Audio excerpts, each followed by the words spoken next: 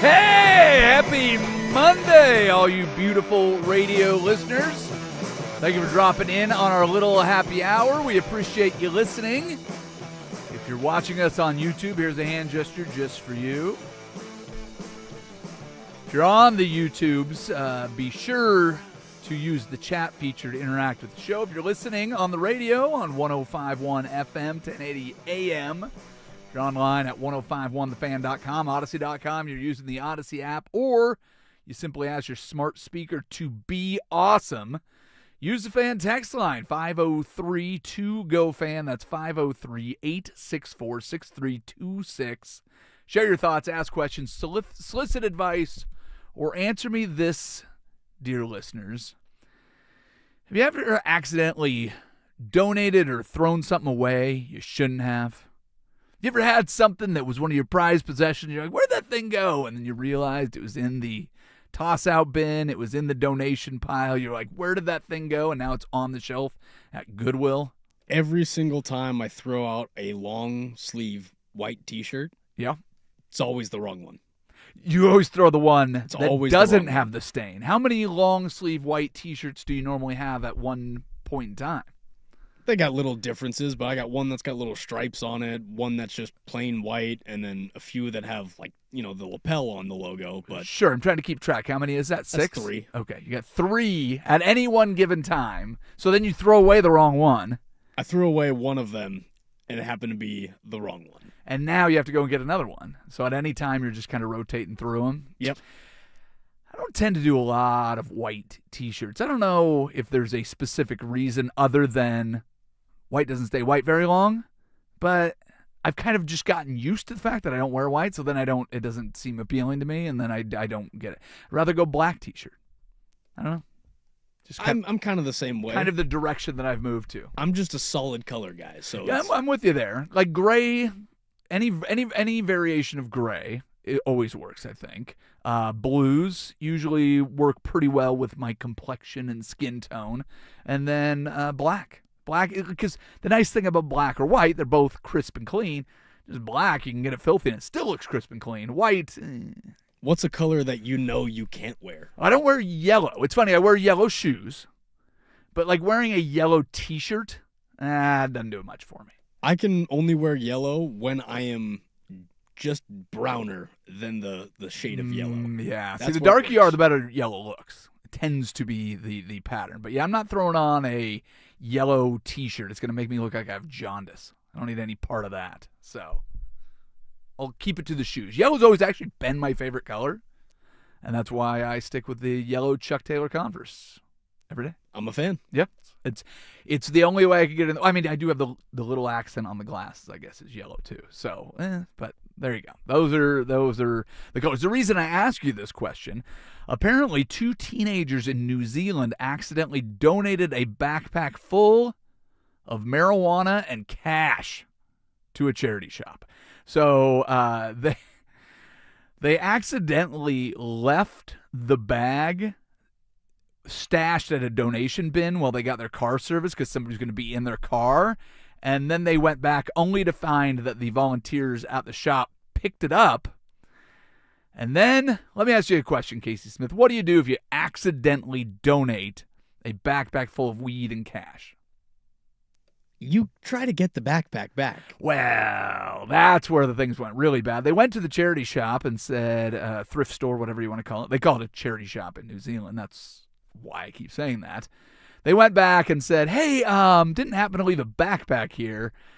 And they said, oh, yeah, we know exactly the backpack. And then they went and got the police and not the backpack. And they very quickly were arrested. So congratulations to 2 absolute idiots. Now, this is assuming that your marijuana in the region that you're in, very illegal. And apparently New Zealand is not as friendly as, say, Portland, Oregon, or I think Denver, they're still Colorado. very strict over there. Yeah, so it didn't work out well for these 2 Kiwis. So just be aware of your local rules and regulations if you accidentally donate drugs.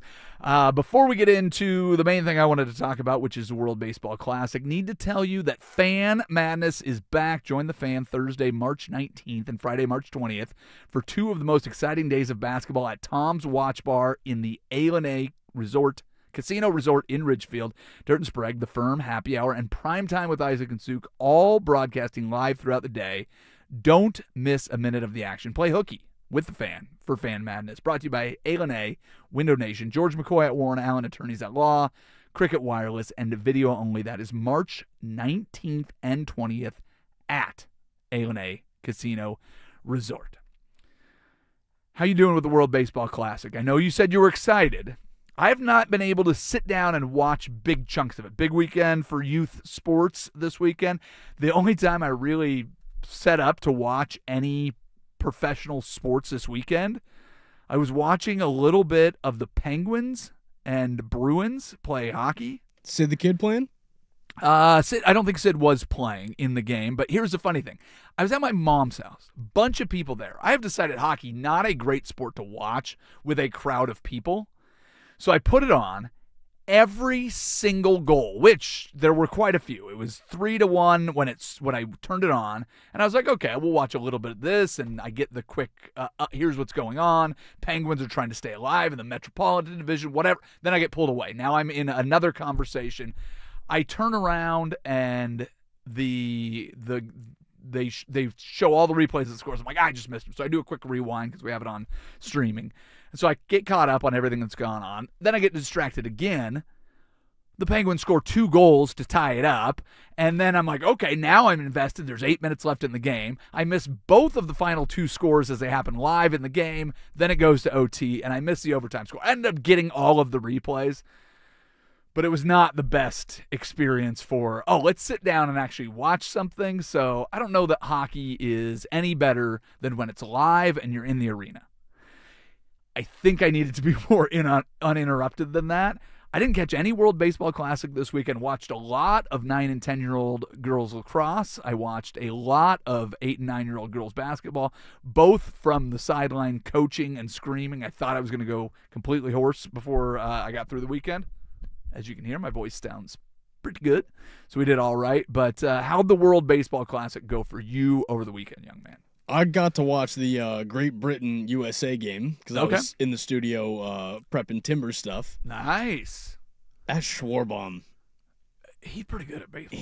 He's darn good at baseball. The funny thing is, I went back and watched the highlight, but just the still shot of him, like maybe a step out of the batter's box, you knew he killed it. Like looking at it, like that's the thing. I've been kind of throughout the day yesterday and today, just going back and seeing it, like Camanero's run around the bases after hitting the one for the DR and the celebration with Machado at home plate. Like there is quite a bit of joy, but there's something about Kyle Schwarber and just his posture, and maybe it's baseball in general, but just looking at the still photo, you're like, oh, he crushed that. And turns out, a little bit. What else did you catch? This morning, the Dominican Republic absolutely whomped on whoever they were playing. I believe it was... DR was playing... Was it Cuba? That sounds... No, I don't think that's right. No, because they're not in the same pool, are they? DR... No, they were playing... They couldn't have played them. So they played Israel. They played Israel this morning. That's who they beat up on. And Fernando Tatis hit a nice little grand slam. Yeah. Yes, he did. And he stood in the box for 7 minutes. He hit it so hard that he just stood there, waited for all the fireworks to commence, then ran around the bases. Yeah, there is a certain amount of excitement that you're getting from the World Baseball Classic, just the kind of the joy of baseball that has been fun to watch, that I'm really excited. Tonight, I have no practices. I'm not coaching anything. 5 o'clock, Mexico and U.S. And here's why it's really exciting. So if you haven't been paying attention to it, let me catch you up on what is going on with the elimination status of this. So Pool A, there are 2 teams two teams from each 5-team pool will advance. Pool A is Puerto Rico, Cuba, Canada, Colombia, and Panama. What we know, Colombia is out. They started 1-3. Panama 1-3. They're out. So in their 4 games, they both only won 1. They lost 3. Puerto Rico is 2-0. They have a chance to advance, but have not yet. Cuba is 2-0, has a chance to advance, has not. Canada 1-1, still alive in all of this. In Pool B, this is where the U.S. is. They're 2-0. Mexico's 2-0. Italy's 2-0. Great Britain's out. Brazil, who pitched a 17-year-old high school student from Georgia, is out. So the U.S. still has games against Mexico and Italy, so they are not guaranteed to advance. They play Mexico tonight at 5. That is a game that I really, really want to watch. Mexico has looked really fun, has looked really good, but Great Britain and Brazil, not two powerhouses. I don't know. I mean, that's who they played. Great Britain won, I believe it was 8-1. Over Brazil. Over Brazil. Yes, but I'm saying Mexico. Sorry. Did I say it incorrectly? Mexico's 2-0. So everybody has played Great Britain and Brazil. Mexico, Italy, and the U.S. all need to play each other, and that's what we get today and tomorrow. So let's go. We have Japan advanced in Pool C and Korea advanced. So they've been playing their games a little bit early because they're on the other side of the world. Australia, Chinese Taipei, and Korea all went 2-2. Korea advances on tiebreaker. Czechia, they still have to play Japan, but are because Korea has the win over Australia. It came down to point differential. It was a 3-way tie, so it came down to runs scored. Yeah. I believe that is how that worked out. And the Dominican Republic and Venezuela have both advanced in Pool D. So that's where we're at. The USA, Mexico, and Italy all have to decide. Italy has a secret weapon. Well, I guess not that secret. They have their very own espresso machine in their dugout, so they're ready if they need a little extra juice. They've been actually really fun to watch. 2 Mariners on their Dom Canzone, and Miles Mastrobuoni both playing for that team, and they're popping espresso shots every time they hit a home run. The whole thing is very exciting. So I think I said pool play. It's going to take a little bit to get me going, but now that you've got a chance for the U.S. to advance or not in the next 2 games, makes it a little more exciting. Yeah, Paul Skeen's on the bump tonight. Oh, I do like that. Even more intriguing. Like what you're putting down there. Should we do some in case you missed it? Let's do it. All right. In case you missed it, future Hall of Fame tight end Travis Kelce has officially opted not to retire, returning for his 14th season as a Chief. I don't know why people are complaining about this. We should be thanking him. If you think Travis Kelce is annoying now, just wait till he retires and becomes the only person legally allowed to appear in television commercials. I'd much rather watch him drop third down passes than watch him and Jason try to out-personality each other every other sentence on Monday night's pregame show. The longer we can go before they become the less funny, less humble versions of Peyton and Eli for the next 40 years, the better. And look, Travis Kelce was not the reason the Chiefs missed the playoffs last year. He caught 76 passes for 851 yards and 5 touchdowns. The reason the Chiefs missed the playoffs is simple. God finally answered one of the more than 50 million daily prayers the fans that were praying to please stop us from seeing more Patrick Mahomes and Andy Reid we're getting every day. The big guy finally looked in and said, okay, if you stop tweeting me, I will tear Patrick Mahomes' ACL. In case you missed it, despite a viral video showing actress Jessica Alba and Bengals quarterback Joe Burrow sitting together at a Las Vegas casino, reports confirm the two are not dating and are just hanging out in a group. So you're telling me I've still got a chance? If you're listening, give me a call, Joe. You're on my list. My wife won't be mad.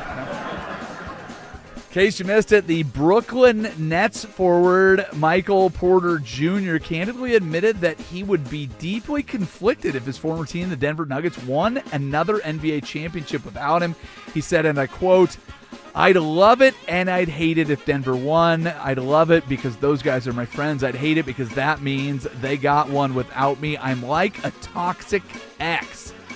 Fans are actually praising MPJ's raw, honest for openly admitting that he wants his friends to succeed while admitting that human nature makes it deeply sting to watch his old team thrive without him, and for not pretending that he thinks Brooklyn will ever win anything. So fans and myself.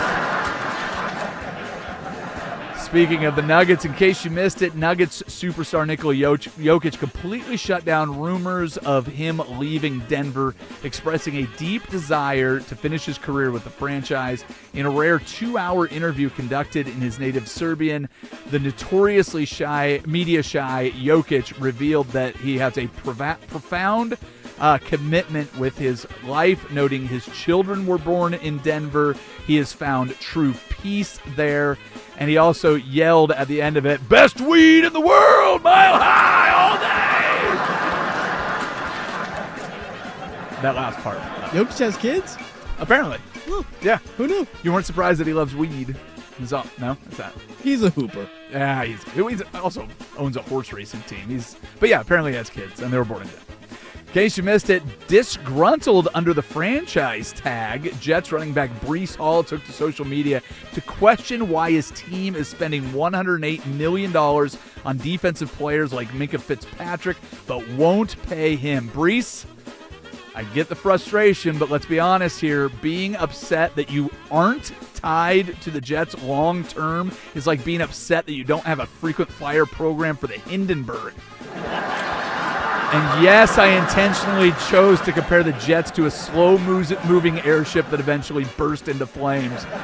You're just take your $14 million and run before the hydrogen ignites, my friend. That's all. And finally, in case you missed it, the NBA officially awarded the Miami Heat a compensatory second-round pick from the Charlotte Hornets today after it was revealed that Terry Rozier's trade was traded while under federal investigation for gambling to compensate the Portland Trail Blazers for the loss of Chauncey Billups, who currently faces up to 40 years for rigging mob poker games. The league is reportedly sending the Portland Trail Blazers an edible arrangement, which is... Yeah, I wouldn't get too excited either, Blazers fans. I've seen photos, and it's 90% honeydew, so... Don't be too thrilled about that. Big thanks to our studio audience at 2:30 today. Casey has made a selection of clips of me saying stupid things that I will have to either apologize, defend, or deny when we do our weekly Tape Don't Lie segment. But next, we need to get into the Daily Buzz. And this will be a tough one for me. I'm not very good at keeping up on things, so I'll try to stay focused. A lot happening in the NFL. We'll try to get you the most important free agent signings, trades, and everything that's going on in the new free agency now that it is officially open. Daily Buzz next on Happy Hour. This is 105.1 The Fan.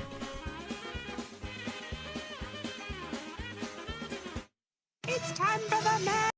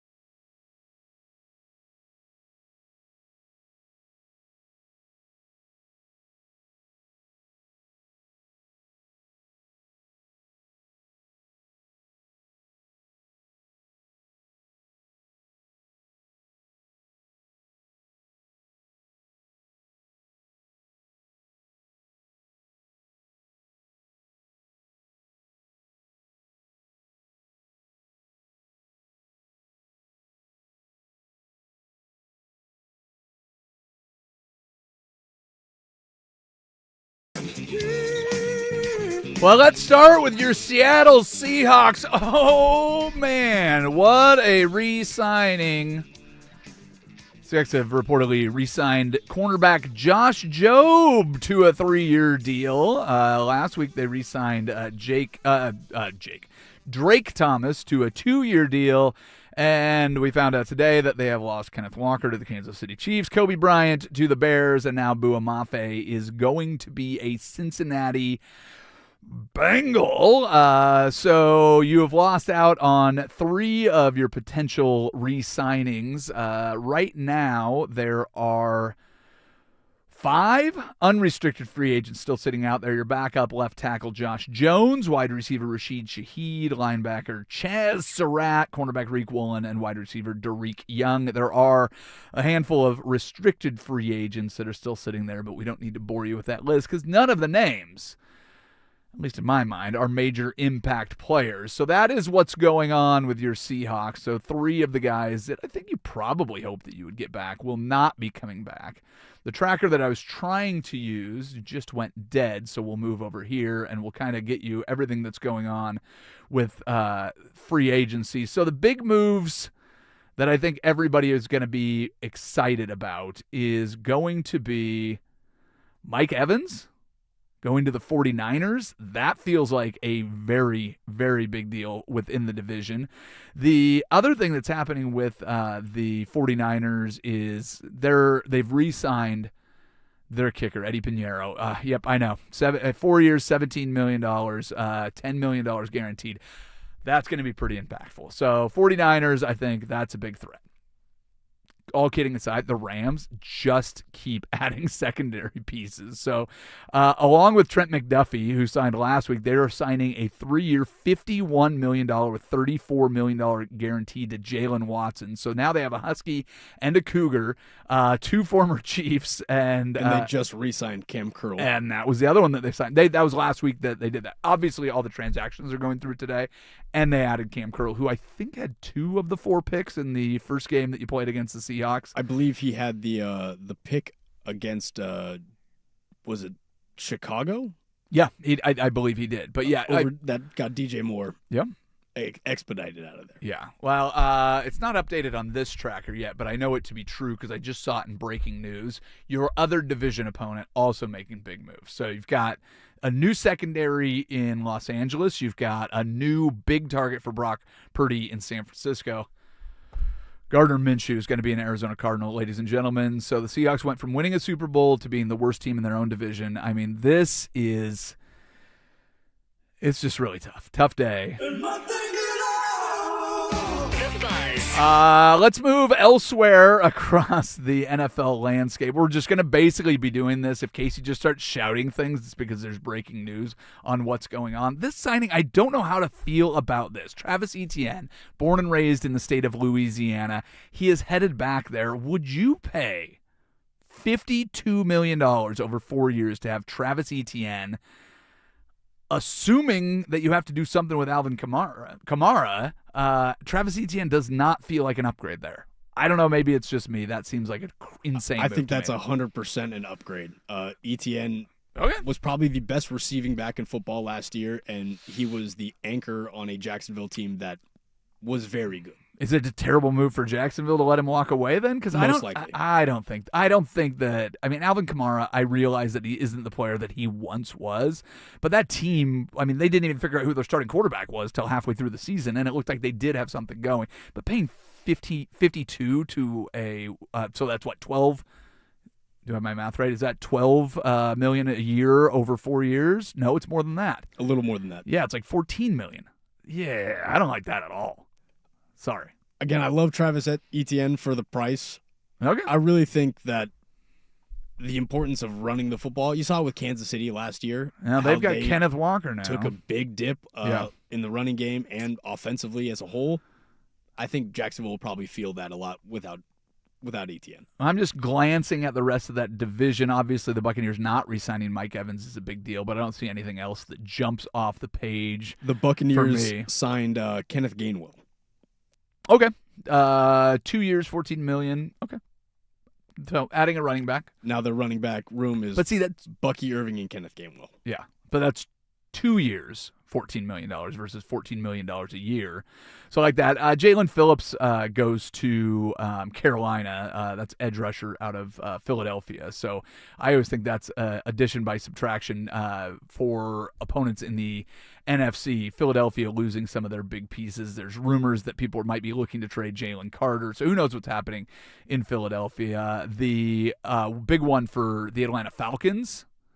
Sounds like they're going to sign Tua to a 1-year deal. So I don't know how you feel about that, but you've got Michael Penix recovering from an ACL. You've got Kirk Cousins gone, and now you have Tua Tagovailoa going there. Interesting to me. Let's take a look at – I'm just kind of going division by division and jumping in here. I mentioned Kobe Bryant leaving the Seahawks, going to the Bears on a 3-year, $40 million deal. Any of the other Bears signings make any big impact? Not in my mind. The Juice Scruggs move probably makes Detroit better than it makes Houston better. The David Montgomery trade. Let's see. I don't know. Anything else jumps off the page? What's anything that you really like out of the... We should probably look at this in the same fashion, but I don't think we're looking at it the same way. Anything else move-wise in the NFC North look real good to you? In the NFC North, I believe Devin Bush, former Steeler, just signed with, I want to say Chicago. Okay. But I'm not 100% sure. I got Devin Bush going to Chicago, 3 years, $30 million. That's from Ian Rappaport. I don't know that jumps off the page to me. I'm trying to look for the biggest signings. The NFL.com page it's not caught up on everything that I have, and I'm not very good at following along on Twitter, so my apologies to that, everybody. I was looking at the score, but it says, sorry, you've been blocked. So that was the one that I had all set up, and then I went to just refresh it right before we started the segment and completely died on me. The ESPN one is just showing me what's going on second by second, but they're not always big moves unless it jumps off to you. So the Travis Kelce deal is 1 year, $12 million with $15 million possible in bonuses. So he's not retired. He was going to be a free agent, but he's not going there. Within that NFC North division, the Giants signed Tremaine Edmonds on a 3-year deal East from the Bears. So, gotcha. Leaving the Bears. And we knew that he was leaving last week, right? Did we know he was going to the Giants? Yeah, we knew that was going to be a thing, but obviously the Devin Bush signing, that helps fill that spot. Yeah. Let's see. I'm just trying to figure out what the latest is. Yeah, 1-year deal with the Falcons for Tua. Let's see. 49ers add an offensive tackle. We still don't know what's going on with Trent Williams there. All right. Well, this was a bust. I told you this segment was going to be terrible. I said I would try to keep up with the tracker. The one that I had that I was all ready to go with completely died because at least they put them in order of importance. Matt Crosby going to the Ravens is obviously a big deal. That division's going to be a big dogfight with all those defensive ends that are in there. It's going to be great. All right. Well, this was a total bust. Thanks The Score for being blocked, or maybe it was Odyssey that blocked it. I don't know what the hell's going on. We tried. If you want to see everything that's going on with free agency, we'll try to keep you updated if we see any breaking news. But right now, let's walk over to the George McCoy at Warren Allen Sports Desk, and you can tell me the biggest news of the day. First on the Fan.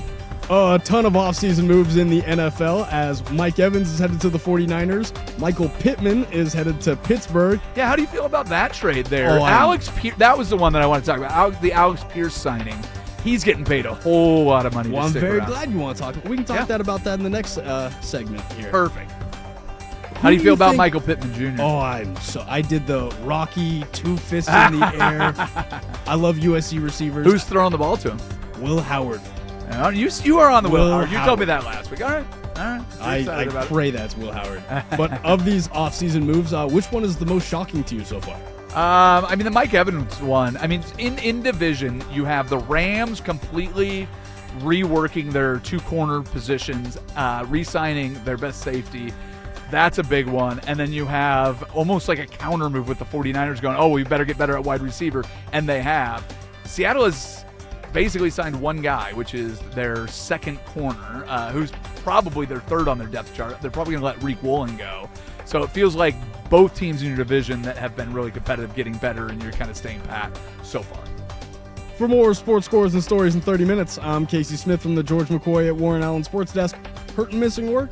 Insurance companies acting like jerks? Don't call your mom. Call George McCoy at WarrenAllen.com. Sports Saturday with Joe Fisher and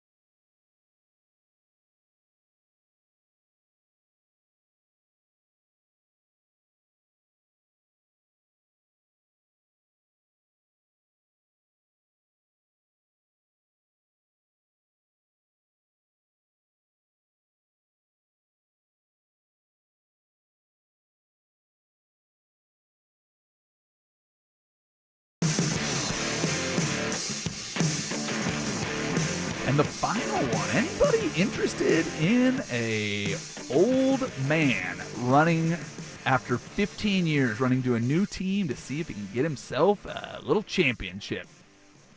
Well, Mike Evans just signed with the 49ers, Ugh. and he is in his 12th year, so not quite 15 years. But he signed a 3-year, $60.4 million deal. Does Evans have some left in the tank? What really scares me isn't necessarily how much he's got in the tank. This is a weapon for Kyle Shanahan. That's what's kind of worrisome. I'd have to think. I mean, I know it was Liam Cohen last year, and a couple years before that as the not last year, the year before last, as the offensive coordinator in Tampa Bay. But he's been there a very long time, and regardless of who's been out there up until last season, I'm not sure who the OC was there. That's the first year he didn't have 1,000 yards. So now give him to Kyle Shanahan. Brock Purdy is a very good quarterback, and having a weapon like that is going to make it dangerous. So whatever he has left in the tank feels very much like it's going to be maximized within that offense. If Christian McCaffrey can stay healthy, now you've got one more guy that you have to worry about on the outside that pulls a defender out of the box, and all of the things that you can do when you get a guy that is as talented and has been as productive as Mike Evans. The whole thing gives me a little apprehension. That's right. It is the Warriors at the Rockets tonight, 4:30. I am picking the Rockets. I don't even know who's playing for the Warriors. I don't think it's Steph. They have just rolled out all of these B-list guys, and then they're getting complained about because they don't develop players. I think the Rockets are one of those teams that wants to be considered a serious threat. I will take KD against his old team where he just showed up and would walk into three-pointers at the end of games when everybody was tired. So that's who I'm taking. Tanner, who you got? That was the Golden State versus Houston. Golden State ended up winning 115-113. But you were dogging on the young players for the Warriors, calling them B-side players. Yeah? Well, two of them combined for 49 between Brandon Pojemski and D'Anthony Melton. D'Anthony, it says here, Melton. All right, listen, I will apologize to the Young Bucks with Pojemski. Is that Pods? Yeah. Well, listen. I've watched very little of the Golden State Warriors with or without Steph Curry. I've watched some Rockets basketball. Like, they had a young team. They had KD. It feels like you go out and watch them play. They look great. And then the Blazers actually probably should have beat them on Friday night too, and they couldn't finish that one off. So yeah, maybe the Rockets aren't what I thought they were, but really I'm sorry, D'Anthony, it says here, Melton and Pods are going to be the guys. It's just embarrassing. The NBA regular season is just, why do you think I turned on hockey the other day? I talked about this early. There's a reason for it. He will be in. The other moves, let's see, this one, Alec Pierce. I liked his quote. We already talked about him going into free agency. But what he said specifically got me thinking. He said, at this point, I've kind of earned the right to explore free agency. Earned the right. That's an interesting way of putting things, but if you look at the NFL, man, they do this every year. Man, this guy had a pretty good year. This guy looked like he would be a weapon. He'd go out there.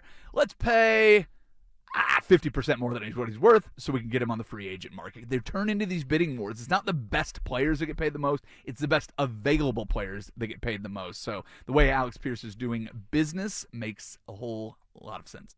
We talked about Alec Pierce a few times in the past few weeks, and this morning he just signed a deal with Indianapolis, a 4-year, $110 million, but they did so after trading away their wide receiver one in Michael Pittman.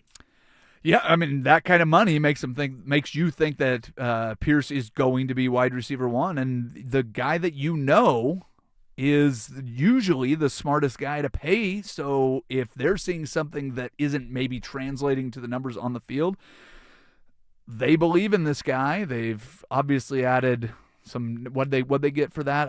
Was it a second round pick? It was a fourth. Oh, just a fourth for Pittman? I believe so. It was late rounds. So going and getting draft capital for it, and you could feel like this is a guy that you could build around. That feels like a whole lot of money to me, but hey, 110 with a team that you would think knows how to use them. Not sure who's going to play quarterback for you, but they know what they've got in the wide receiver. So congratulations. You've tested free agency, and you've won. So all draft capital going back to the Chiefs. That can't make you feel great if you're part of that organization, but, I mean, feels like the Chiefs might be going into that little mini rebuild. I know they got a quarterback. I know they got a coach that can win, but they did not look good last year. They did not look good last year, but now they're going to have a running game. They just signed Kenneth Walker, Super Bowl MVP. Do you still see them in a rebuild, or does this make them a contender right away? Kenneth Walker was on the field for less than 20% of third down passing situation snaps. Zach Charbonnet is a better pass protector, a better receiver out of the backfield. And with Charbonnet down with an ACL, there was some question on whether or not they should go and re-sign Kenneth Walker III in Seattle obviously had a wonderful playoff run, but you have to remember how many things had to happen at the same time for that to work. They figured out their offensive line, figured out how to kind of play around Anthony Bradford at right guard. They had to do a lot of things to make it work. But one of the things that they did all year was JSN was unstoppable. So when you get into playoff mode, who are you trying to stop? And it was the passing game of the Seattle Seahawks. As soon as Sam Darnold stopped throwing interceptions, they became really, really dangerous. So now you can't go and load the box because you have to respect what they were able to do against the Rams on that Thursday night game, the way they dismantled the 49ers in the final game of the season. So you get into the playoffs and you go, well, we can't let Sam Darnold beat us. The running game flourished, but the offensive line got a lot better. I don't buy that Kenneth Walker is the solution to fixing someone's entire running game. He was very good. He won a Super Bowl MVP. But let's be honest, that wasn't a very close game. The Patriots really never looked like a threat in that game. So what can you do if a team's not going to score on you? You can hand the ball off a lot more. So I think he's one of those guys that benefited from playing a lesser opponent. He benefited from, sticking with a fairly conservative game plan. And congratulations on the trophy. You earned it. I'm not saying you didn't, but I just don't think he's a solution to a team that didn't have a running game last year. And who knows how quickly Mahomes is back. I know he wants to be back for week 1, but if he's not, and it's not Gardner Minshew anymore in the backup role. I don't know who their backup quarterback is going to be. I believe so we'll see. Carson Wentz just signed elsewhere, so I have no idea who their backup is. Well, yeah, Carson Wentz wasn't there last year. It was Minshew last year. It was Minshew, but he also just signed with Arizona. Yeah, that's exactly right. Yeah, so who knows? I'm actually going to go the other way on that because they just picked up Eric Bieniemy, the running backs coach in Chicago, who he was their offensive coordinator a handful of years ago, and before he left. I just think that forces teams to load the box, and when you load the box against Patrick Mahomes, he makes you pay. If Patrick Mahomes is there, if he's at 100%, if Kenneth Walker stays healthy, there's a lot of big ifs, and you're relying now on a 57-year-old tight end that's coming back for his 900th season. So I don't know. Missed it. Steelers GM Omar Khan has left the door open for 42-year-old Aaron Rodgers to return in 2026, though the team is also actively exploring long-term franchise quarterback options. Sounds like Rodgers finally convinced the front office to join him on an ayahuasca trip. Like, what if we have a 50-year-old quarterback and a quarterback of the future at the same time, man? I'm going to answer this for Omar Khan as our resident Steeler here. Whether he wants to re-sign or not, no. The answer is no, Aaron Rodgers. Do not pass go. We will not re-sign you. We will not collect our $100. Will Howard is now the future. Okay, what are you basing this on other than the fact that you do not want Aaron Rodgers to return? You've said this multiple times on this program. We get that you're all in on Will Howard. You also admitted last week that you have not seen him play any NFL snaps. It sure does make your life easier. Is this, try to be honest, I know you're a young punk kid and it's hard to really look inside and reflect. Is this just optimism that you would like it to be Will Howard because then you don't have to go outside and get somebody elsewhere? Or do you genuinely think that Will Howard and what we saw him do was he a senior at Ohio State? In his final year of college football, that he was that good that he's a can't-miss prospect? Because he won a national championship, correct? I mean, yes. His team lost to the team that won the national championship because they couldn't throw the ball, correct? Wait, Ohio State and Julian Sayin. Yes, Julian Sayin, yes, but without Will Howard, yes, they lost because they didn't have Will Howard. Yeah, I'm all ready for Will Howard. All right, if you say so, it's not something that I see. I think you need to be honest with yourself. I think you just don't want Aaron Rodgers, and who's the other quarterback that we have on our roster? Mason Rudolph. So can't A, can't B, a little bit of both. Yeah, I'm not buying it. Hey, let's go with one more segment. We call it One More for the Road. I've got a few things that we could talk about, but I want to get responses back from our chat and our text line. We will do that next. You're listening to Happy Hour on 105.1 and the Fan Sports Network.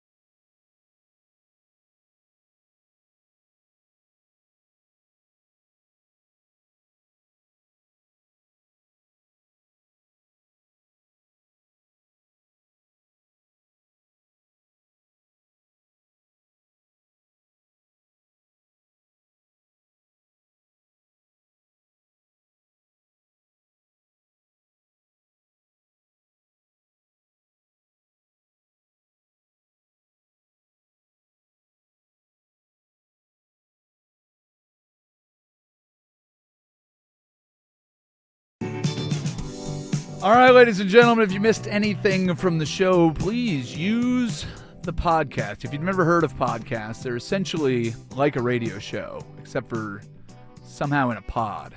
I don't know exactly how it works, but you can find it at 105.1 The Fan, Odyssey.com, the Odyssey app, anywhere you would normally find podcasts. Just go and listen back. Casey, what are the people saying on the YouTubes and the text toy? The Lady Beavers, the women's basketball team, are back in the WCC title game. Fantastic. Let's go. I'm very excited about that. And then as you can tell. Rufio's saying that he's on my side. Why waste time watching Aaron Rodgers and all that comes with him after you've already spent a bunch of time and energy on Aaron Rodgers? Well, I'm not disagreeing with you that Aaron Rodgers is not the solution at quarterback. It's your confidence in Will Howard that is a little shocking to me. Where was Will Howard drafted? In the 5th round? Yeah, and the fact that you believe that he's your future, fine. Didn't a 5th round quarterback make the Pro Bowl last year? Was Joe Flacco a 5th round? Oh, wait. Yes, Shedeur Sanders. Listen, if he's as good as Shedeur Sanders, I don't think your future is nearly as bright as that you hope. The bar is very that low. It will be. I understand that, but yeah, if he ends up being the guy, good for you. That would be fantastic. It'd be fun to watch. But like I said, I have not seen him play any football. I don't remember him being lights out at Ohio State. But the transition from college to the NFL doesn't always line up perfectly either. So who knows? It's something worth watching. But yes, if I were a Steelers fan, I would not be praying for Aaron Rodgers to come back.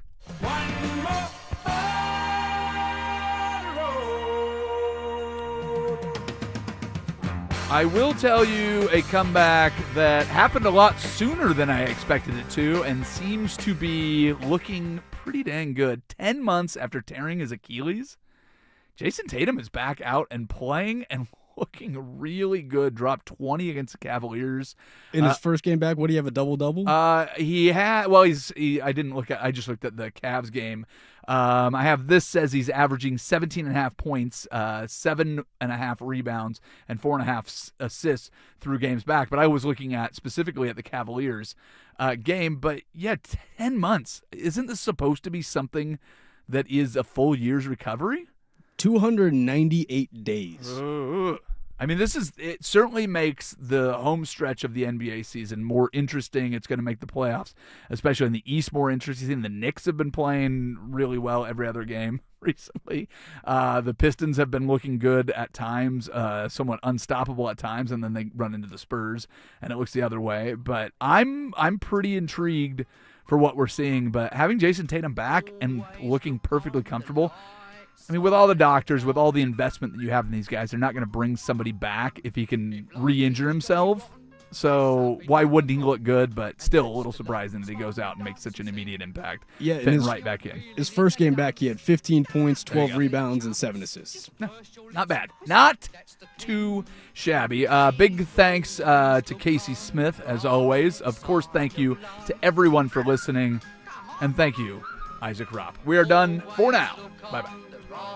Side of life.